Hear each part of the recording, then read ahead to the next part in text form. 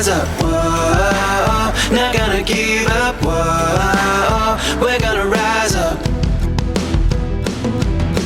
whoa, we're gonna rise up, whoa, not gonna give up, whoa, we're gonna rise up, yeah, oh, we're gonna rise up.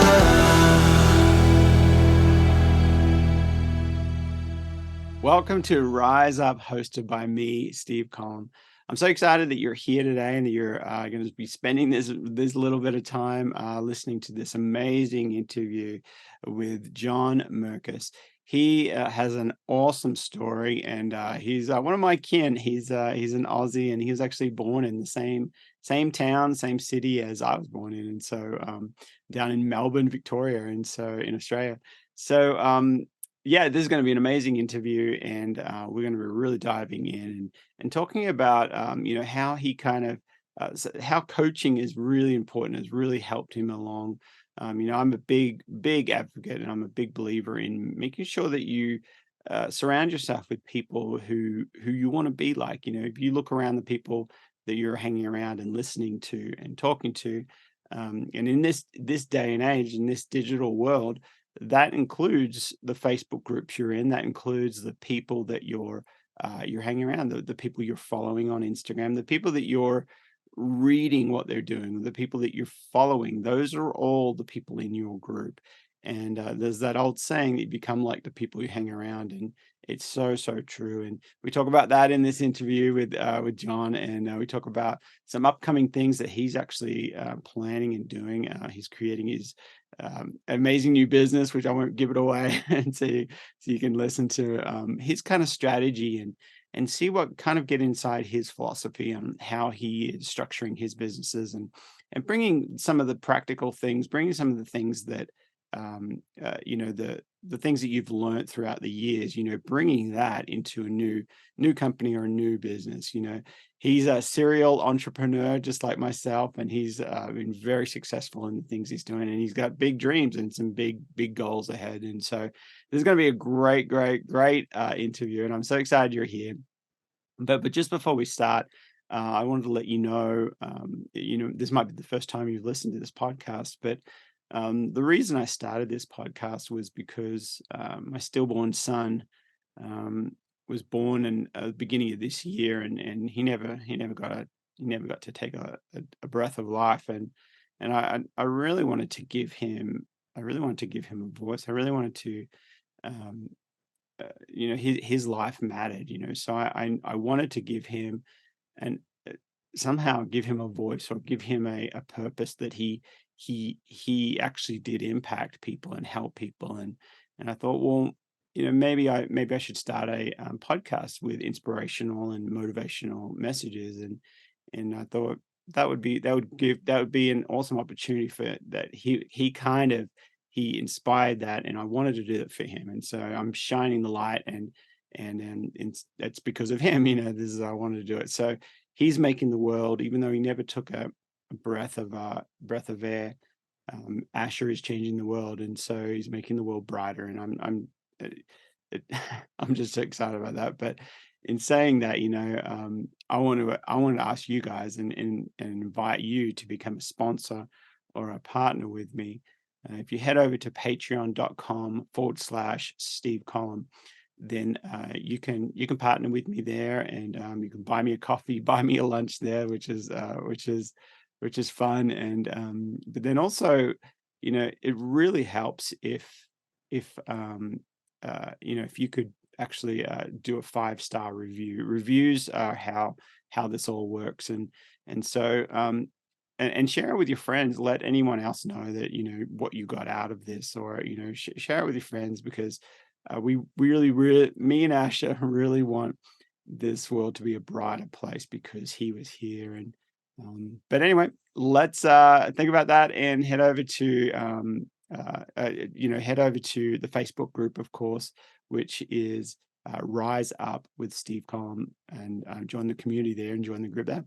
So awesome. Let's go ahead and dive in, and this is going to be great. Believer, and everything happens to me for a reason, and it serves me. Right? So there's a reason why I hadn't done it till now.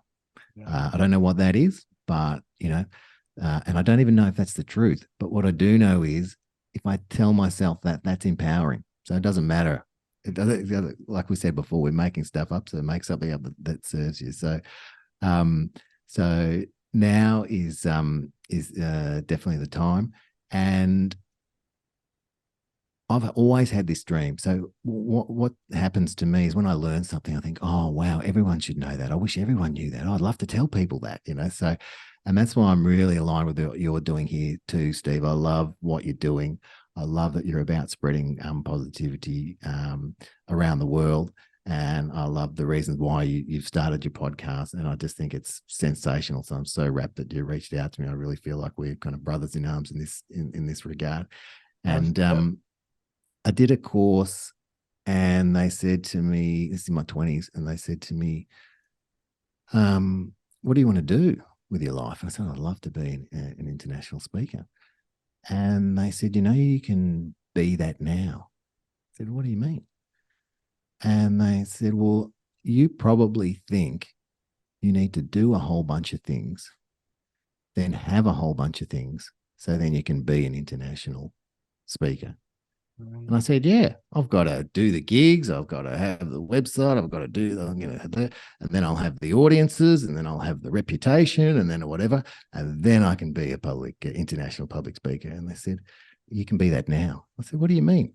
I said, well, what do you think? How do you think an international public speaker would be?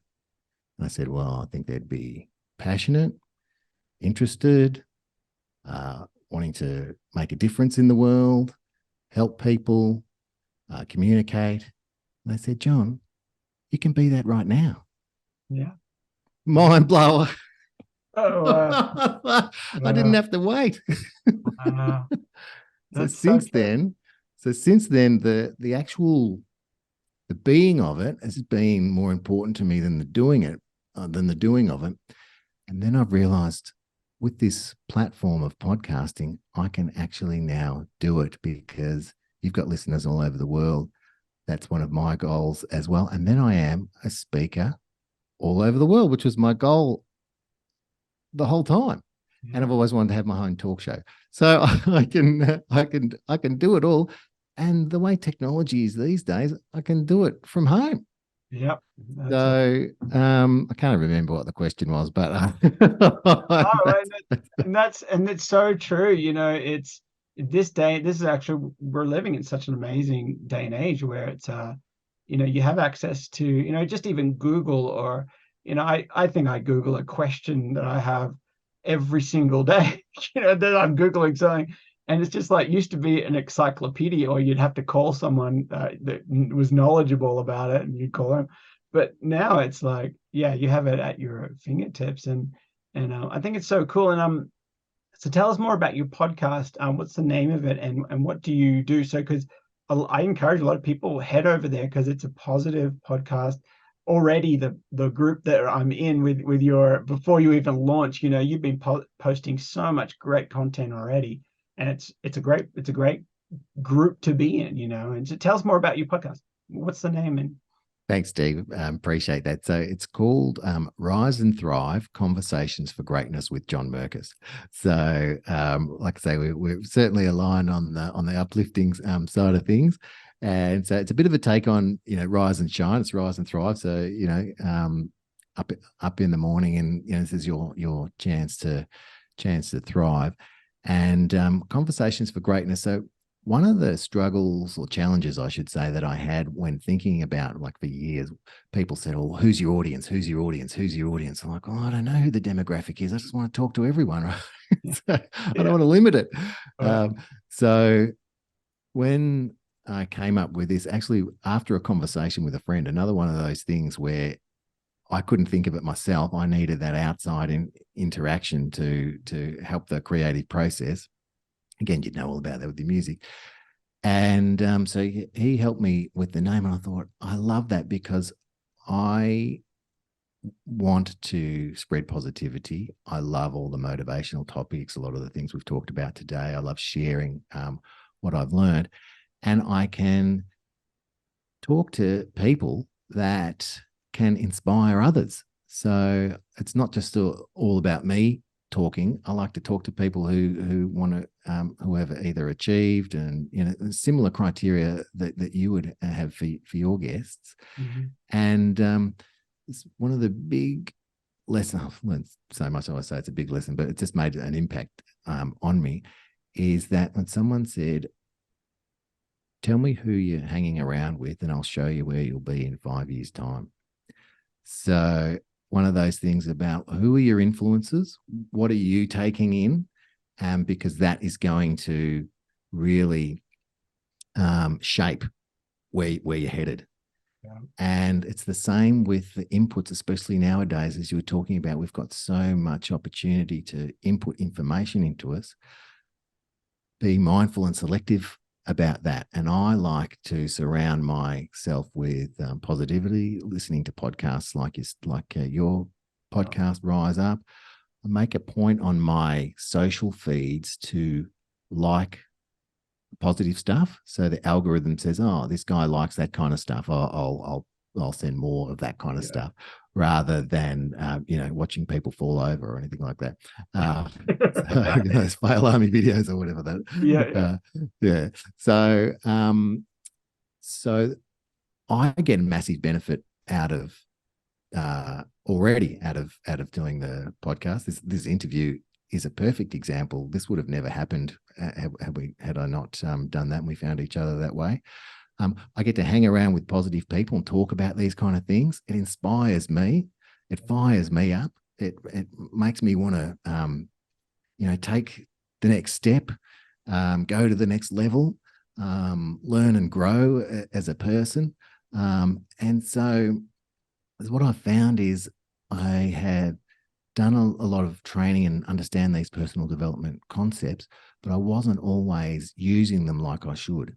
Right. And if I'm talking to you about this, we've said all this great stuff. So I'm mindful about that today because we've had these conversations today. So this is another vehicle for me to keep exposing myself to this information and have that awareness. And mentioned it before, but I heard the expression, I love it: live consciously rather than unconsciously. Yeah. So I get to invite a whole bunch of people. We're going to have athletes, business leaders, thought leaders, mums and dads, everyone from everywhere. And they're excited to be asked as well. I go, really, do you think I've got this one lady that I know, she's awesome, entrepreneur, real go-getter, life of the party. And I said, I'd love to have you on my podcast. She goes, oh, really? I don't think I've got much to say. I said, Emily, every time I see you, you got such a positive attitude. You run your own business. You got 2 kids. You're doing this, you're doing that, you're doing this, and you don't think you've got anything to say. I think you do. So so it's just been a great journey and a great creative outlet. Yeah. And you're helping people, and it's such a powerful thing because everything you're saying is just like, yep, ding ding ding, yep, I totally sign off for that. That's amazing. And one of the things you said, like surrounding yourself with those positive people, and I would add to that we, as you were saying before, what are you going to spend with your time, or what are you going to use your time in? We all are on the exact same level. If kings, queens, presidents, we're all we only have 24 hours a day, and we have to sleep some of that, and so you only have a certain amount of time. So we're on that same level. That what do you want to be doing, spending that time? And the more time you can spend being surrounding yourself with positivity, I think it's healthy. I think it's just going to help you set. I subscribe to the don't ever say I can't do it. Always say, how can I do it? It's just such a different way to look at it. And I never take the victim mentality. We could talk about this for hours. I know, mate. It's like if someone cuts me off, it's not because in traffic, it's not that they cut me off because they are against me. They cut me off because unfortunately something's going on in their life, and it's not about they cut me off. How dare they? I am offended. How can they do it? It's more like, oh, I'm so sorry, something is going on, maybe someone died, or obviously you're acting like Yeah. something's wrong with you, something's going on. Yeah, it's good to give the benefit of the doubt as well, like you're doing, even for your sanity. And like you say, you never know what's going on for other people. I saw this great seminar once. It's way back when. It's actually what inspired me to really think that I'm going to be on stage and be speaking one day. I saw they're kind of what I'd call now old school new age speakers, but I don't know if you might know them, but James Redfield, who was the author of the Celestine Prophecy, Wayne Dyer, Louise Hay, Deepak Chopra. It was like packed with all these awesome speakers. And I was in the audience, and it just kind of hit me. I went, that's me. That's, how some people say they see a movie and they go, oh, I'm going to be an actor. So I was watching them going, oh my God, that's going to be me. So I kind of had this premonition. But the reason I mention it to you is because there was so many great lessons in there. And there's this one poem that got read by Wayne Dyer about exactly what we're talking about, giving people the benefit of the doubt. And it's called The Cookie Thief. So I often say that in some of my talks when we're talking about this exact subject. So I'd encourage people to Google the Cookie Thief poem, and it's really powerful in good lesson in giving people the benefit of the doubt, because you just never know what's going on in their life.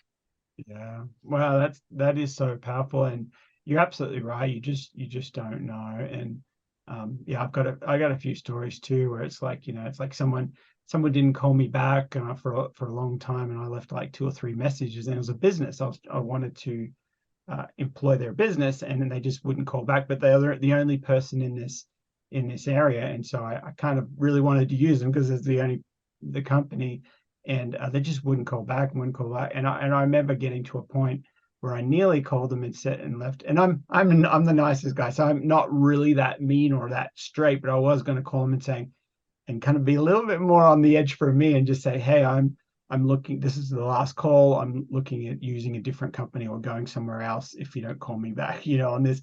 And I'd actually already given some of my they already had something of mine, so it was already kind of a working relationship, and then it just went cold. It just went dead for probably about a month. And then I found out when they did call me back, because I didn't do that, and then the very next day they called me back, and I found out that they actually just went through they just had a stillborn child themselves, and this was a month after ours. And I was just like, I'm so glad that I didn't just for me, I'm not that kind of guy where I'm just too nice. I'm not really going to be confrontational, but for me it was going to be pretty much like, hey, I'm out of here, but yeah, but I had no clue, had no clue. And but anyway, so we actually did do business together, and it was like, it was, you just don't know. And so the poem is called The Cookie Thief, is that right? That's it. It's called The Cookie Thief. I'd recite it to you, but it'd take a few minutes, and I don't know if that'd be interesting for the audience, but just hearing me recite a poem. But I committed it to memory for my very first seminar, and someone once said, part of having a beautiful life, memorize your favorite poem. So I did. So the Cookie Thief's really good about giving people the benefit of the doubt, and that kind of goes hand in hand with a bit of what we were talking about before. Is that if you have the belief, especially in those moments that you were describing, that everything happens for a reason and it serves me. So okay, there must be a reason this person's not getting back to me. Mm-hmm. It's all going to work out for me, and for them, but in the end, I should say. But so it really gives you a bit of peace and quietens the mind, because it's just the ego saying, oh, they should be doing this. Every time you hear you say the word should, you know it's a red flag. Because you're propelling something that you think is supposed to be the way that it is, and life's not always like that. Life's not always like that. So yeah, everything actually happens for a reason, and it serves me. And often when you look back, a bit like your example there, you look back and you go, oh, I'm really glad that that happened, or that didn't happen. When I was first launched my EP, there's this, you might have heard of it. It's a really prestigious hotel in Melbourne. It's in St Kilda. It's called the Esplanade Hotel, and all the big acts play there. And I wanted to play there. I thought, well, this is the drill. I want to play there. And the venue person would not return my calls. And I thought, I'll go the extra mile, right? So I turn up there with a bunch of flowers and go, hi, I'm John, da da da da da. And you've probably seen my email or noticed that I've called and I'd like to play. Oh yeah, we'll get back to you. Okay, nothing happened.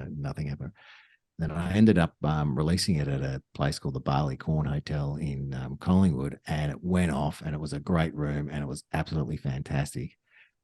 And then I realized the room that I thought that I wanted to play in, that holds about 1,000 people, right? I had about 200, 250. So I would have been playing in a quarter full room, 3/4 empty.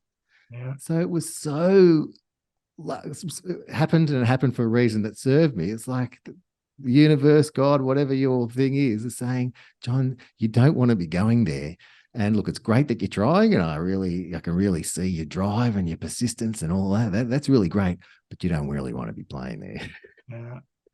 Gosh, that's as an artist and as somebody who's played a lot in front of people, yeah, you want standing room. Doesn't matter, like whatever it is, you want standing room only. So if you play at the best place in the world and you can't fill it, it just does not have the vibe. People go there and be like, oh, it's kind of empty, and it's like, no, there's still 1,000 people here, but this holds 10,000 or something. And it's just like people are looking around going, exactly. So it's standing like room only is what you obviously. Yeah, the barley corn came through, and it was one of the highlights. One of the highlights doing that launch. Gosh, so you just said a term there that I know it's Australian, and I'm not quite sure. Right. I noticed you said the barley. Say it again and clarify what the hotel name was called the Barley Corn Hotel. Oh, okay. Right.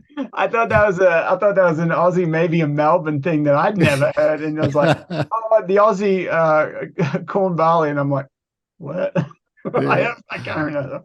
I hope my accent is going to be okay. I remember when I was traveling, and I was at the airport at Amsterdam, and I'd been overseas for a few months, and an Australian guy walked past, and I heard the accent, and I went, oh my God, I hope I don't sound like that.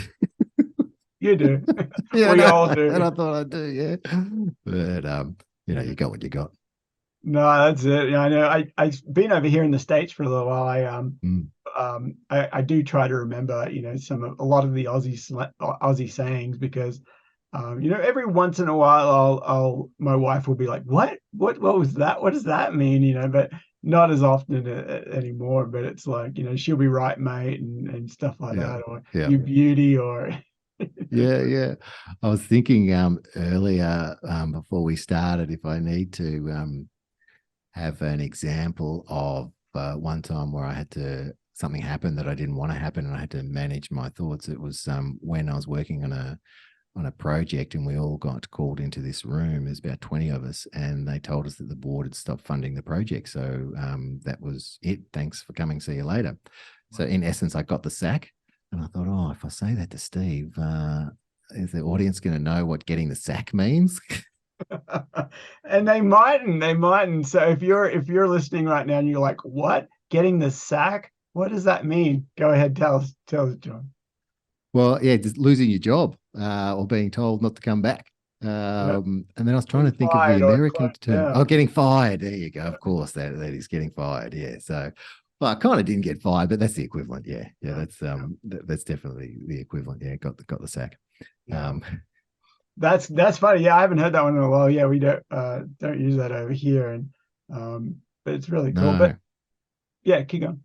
I was just going to say I love the States. I've only been once to San Diego for a conference, but I absolutely it's on my list to come over. I've got a European ancestry. My parents were Dutch, came over from the Netherlands in 1952 to Australia. Oh wow, Um, okay. yeah, it was. Pardon me. It was quite interesting. My dad was in the Dutch Navy, and he was stationed in Indonesia and loved the weather, and then came back to the Netherlands. Thought this is too cold. I want to immigrate. He had the choice of America, Canada, or Australia, and ended up migrating to Melbourne, Australia, which is one of the coldest places in Australia, Australia. more colder than a lot. Yeah, exactly. Yeah, but not as cold as the Netherlands. So that was always always a bit of a laugh. So I could have ended up in America, but I've spent a bit of time in Europe because of my Dutch ancestry, and yeah, would love to get over to the States as well. As I believe there's a big college speaking circuit as well. Oh yeah. For speakers, and look, you just got to look at the population. What is it, 300 million plus? Yeah, So it's yeah, it's there's a lot of one of the things I noticed coming from Australia is that Australia has all the cities are on the edges of the country, and mm, here there's in the States there's big cities all the way through the country, and it's just like yeah, it's just yeah, you've got like yeah, it's just yeah, so many more cities, so many more population and but yeah, the universities and the colleges over here is big. There's a lot of one of the things I realized that when I first came here is that everybody ask everybody, what college did you go to? It's such a big thing. mm. And that's a whole nother conversation on whether or not what I think about that. But everyone's like, oh, you got to go to college, you got to go to college. And then everyone that goes to college, just from what I'm seeing from an outside point, just amasses massive debt, and they still don't know what they want to do when they get out. And it's like they're still but over in Australia, it was a less of a like it's like, did you go to college or did you do any extra study? It's not like where did you go? Like over here, it's just where did you go to college instead of did you go to college? And it's just like you expected to go to college over here. It's very different from Australia. So yeah. Yeah, pardon me. Yeah, I hear you, and I'm a big sports fan, so I just Yeah. watched a few documentaries on American football, and Good there was eye. one as yeah, good on yeah. And I just finished watching. I think it's about the University of Florida and their team. It's a Netflix special that's been on, and just incredible. The crowds getting 100,000 people to college football games. I love it, and I love it, the enthusiasm of an American crowd. And that's something that really appeals to me because if you get on stage and you say, "Hey, how everyone's doing? Give me a yeah," I would imagine an American audience will go, "Yeah." You do that in Australia, they go, "What?" What does he want me to do? Yeah, look, you got to cater your style and your speeches for the audience, absolutely. And so I might warm up to that. I'll definitely get there with an Australian audience, but I might not start that way, depending on who the audience is and what I've been asked to do. Someone says, "Want you to motivate the audience and do it from the very get go." Of course, I'm gonna do that. Probably start with a dance or two. But so I'd imagine, yeah, that's another reason that that the States appeals to me. So I can, it's another one of those dreams, bucket list things, just like what we're doing, and you think, oh, maybe one day, or I'll get there, or we put it out there, and you never know where life's going to take you, as my mum would say. Absolutely. And yeah, definitely there's so many great, beautiful places to visit over here, and you can't do it in one trip. I always say No, that to other Australian friends and family members. You can't do it all. It's like you can't go to New York City, then go to the Keys, and then go to to the Niagara Falls, and then go see LA, go see San Francisco, then see Seattle, and then see the Midwest, and then see Texas. Yeah. You can't do it all in one trip, you'll be, but definitely. It's, well, gosh, yeah, I was going to say, maybe you could do it on a speaking tour around the States. you could. Just keep in mind, you'll be there for 6 months or a year. Yeah, that's right. And my wife's a big country music fan, so she'd like to spend a bit of time down Nashville way and all that kind of thing. Oh, yeah. All right, well, you book your ticket. Come on. Yeah, that's it. That's it. Well, Action. gosh, John, thank you so much for hanging out. I know we're up about, we're going to wrap up here, but around the hour mark. But is there anything, you've already dropped so many great wisdom nuggets and so many great gems that you've shared with people. One more time, what is your podcast, just so that people can head over there? What was the name again, and where do they find it? Sure, it's on all the major platforms, and at the moment the trailer's up there. So if you're listening to this, I'm not quite sure when we're going to when you want to drop this episode, Steve. Couple but weeks. yeah, so if it's prior to the 17th of October, the trailer's up there, so you can still kind of follow. So you're going to know and get the episodes when they drop. It's Rise and Thrive: Conversations for Greatness with Joh Merkus. So the first episode I'm going to do solo, because I've got a few things to say. And then after that, the guests come every week. And I really appreciate the opportunity for you, that you've given me, Steve, to be on your platform and to be able to, someone told me this once: there's enough gold in the gold mine for everyone. So, and I know you've got that attitude, because you're asking me on and saying, hey, I want to share with my audience what you're doing as well, and I'll definitely reciprocate. So I really believe that it's not a piece of the pie, and there's a finite pie. There's enough gold in the gold mine for everyone, and that's a great mindset to have when you're going through life. Gosh, well, that's a great place to leave off. And thanks so much again, John. Absolutely, everyone go check out his podcast and get connected, because great minds think alike, and we're both very positive and very. We could talk all day long. I think we could. I know. When we're after the hour, I thought, I can keep going if you want to keep going. So maybe we'll I'm going to interview you, so we can continue the combo when you're on the Conversations for Greatness podcast, and we're in touch over the socials as well. So that's all great. Absolutely. All right, thanks for hanging out with us again. We'll see you soon. Thanks, Steve. Stay awesome, mate. You're a legend. All right, see ya. Wow, John, thank you so much. What an amazing chat with you. What an amazing message, and I can't wait to see and hear more. I think we'll be getting you back on the show, and I know that I'm going to be chatting on your show sometime soon.